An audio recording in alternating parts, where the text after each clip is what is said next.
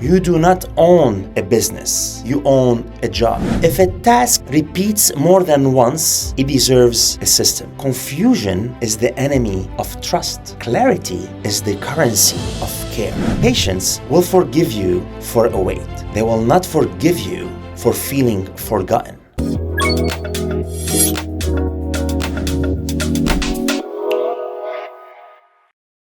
Here's a question I want you to sit with before we get into anything else today. If you stepped away from your practice for 1 week starting Monday, what would actually break? Not what you hope would happen, not the version you would tell a colleague at a conference. The honest answer. The one you know at 2 a.m. in the morning when everything is quiet and your mind starts running. Would your team know exactly what to do? Would your patients get the same experience they get when you are there? Would the follow-up calls go out? Would the clinic open at the right standard? For most chiropractors, the answer is no.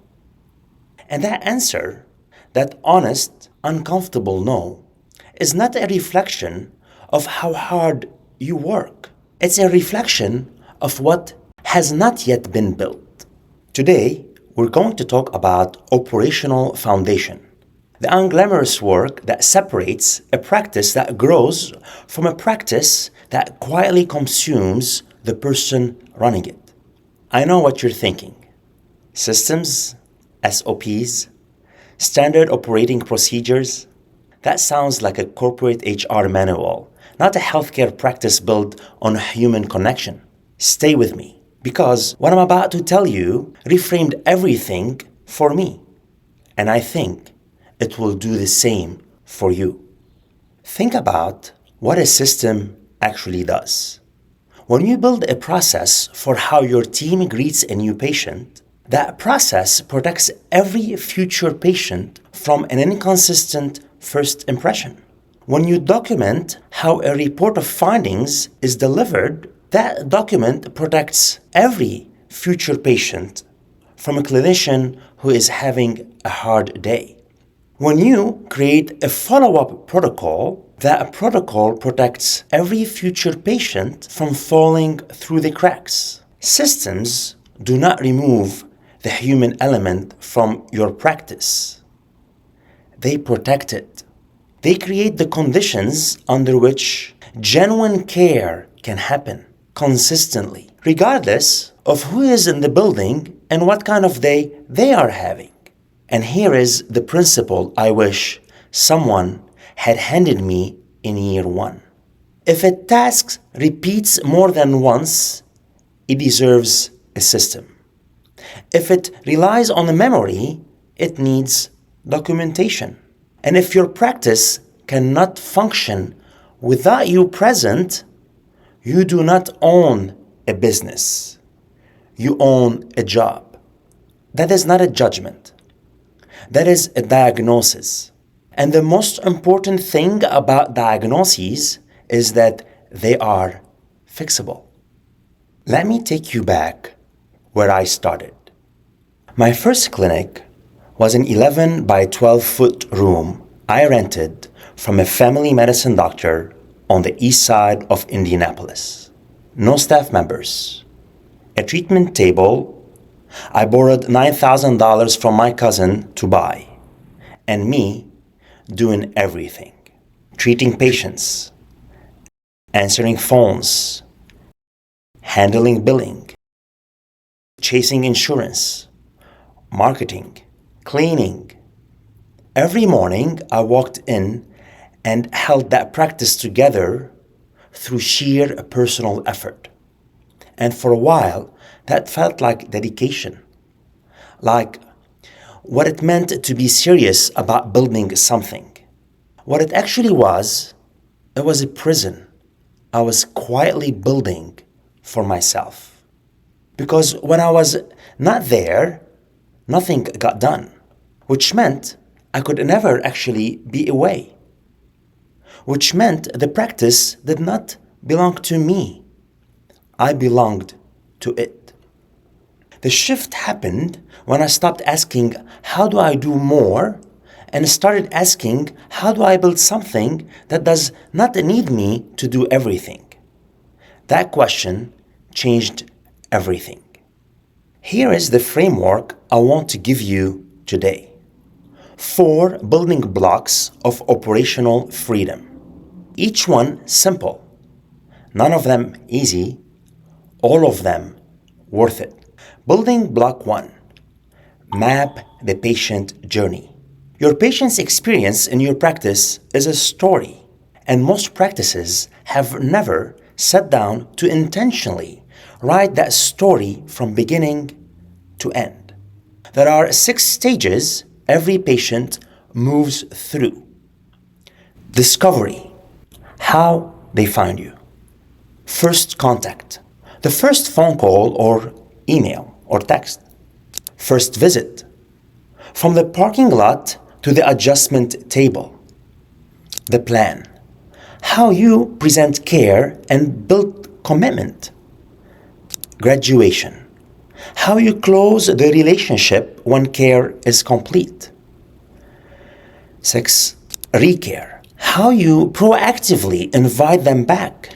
Most practices are excellent in 1 or 2 of these stages and completely unintentional in the others. And here's the behavioral truth that sits underneath all 6. Patients will forgive you for a wait. They will not forgive you for feeling forgotten. Confusion is the enemy of trust. Clarity is the currency of care. Pick one stage right now, just one, and ask honestly, where is the gap between what I intend and what actually happens? That gap is your starting point. Building block 2, the SOP engine. Every piece of friction in your clinic right now is a system waiting to be rewritten.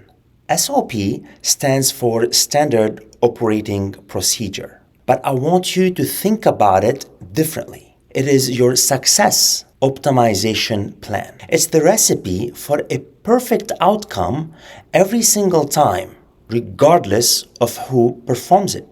Every SOP needs 4 things. A trigger. When does this process begin? Steps. What happens in order, written clearly enough that a brand new team member could follow it without asking a single question? An owner. Whose name is attached to this? And 4, a standard. What does it done well actually looks like? Start with the 5 interactions that creates the most freedom immediately. New patient intake, report of findings, daily opening and closing, treatment flow, follow-up, and recare.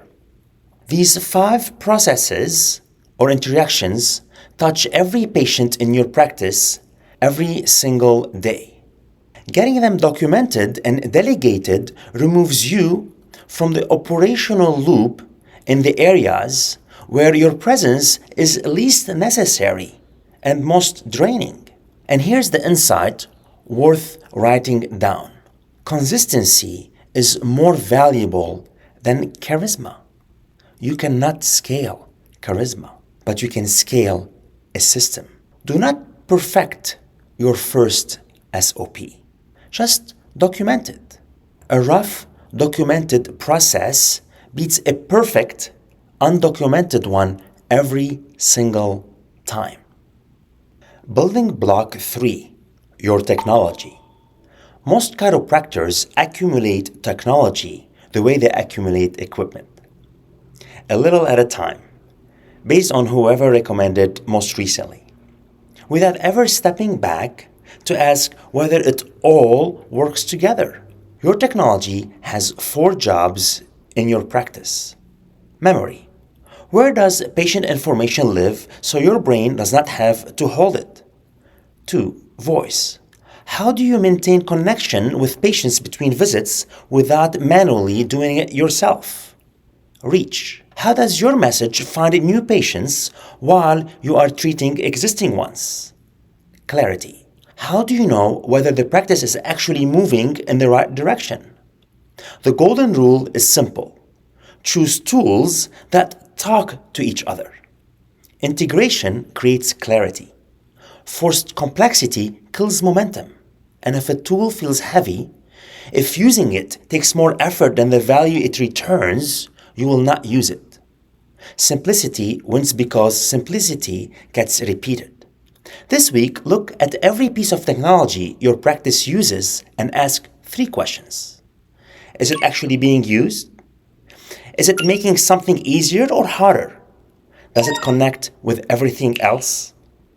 Keep what works, add what's missing, and cut what creates friction. Building block 4, the weekly freedom audit. This is the one that holds everything else together. Most chiropractors build systems during a moment of motivation and then let them drift. The SOP gets written and filed. The patient journey gets mapped and forgotten. 6 months later, the practice is running on memory and improvisation again. The antidote is a 15-minute once a week, every week, without exception. 4 questions. What repeated tasks am I still doing myself that deserves a system? What did I delegate this week? What friction did I eliminate? And what is the one thing I can document, delegate, or remove before next week? That ritual, done consistently, is what keeps the freedom you are building from slowly collapsing back into chaos. Freedom is not found, it is built. One system at a time, one documented process at a time, one delegation at a time. Now, let me address the objection I know is sitting in the back of your mind right now. I do not have time to build all of this. I hear this constantly, and I understand it. You are already stretched. Adding one more thing to the list feels impossible. But here's the reframe that changed how I think about this. Every hour you spend doing a task that should be systemized is an hour you're choosing to spend on it again next week, and the week after, and the week after that, indefinitely. The time you invest in building a system is paid back every single time that system runs without you. You're not saving time by avoiding systems. You are borrowing time from your future self and paying it back with interest. And the chiropractor who says, my practice is different, my market is different, this will not work for me. I want to say this directly. The principles do not change. The application might look slightly different in your specific market, your specific clinic size, your specific patient population, but the truth underneath them all is universal. If your practice depends entirely on your presence to function, it's fragile, and fragile things break. Here's what I want to leave you today. Go back to that question I opened with. If you stepped away from your practice for 1 week starting Monday, what would break? Write your honest answer down, not the version that sounds good, the real one. Because whatever you just wrote, that is your next system to build. Not all of them, just the next one. The goal is not to build a perfect practice overnight. The goal is to build a practice that is slightly more free this week than it was last week. This is how freedom compounds. This is how practices grow beyond the founder. This is how you go from owning a job to owning a business that serves your life instead of consuming it. One system this week. That's all I'm asking.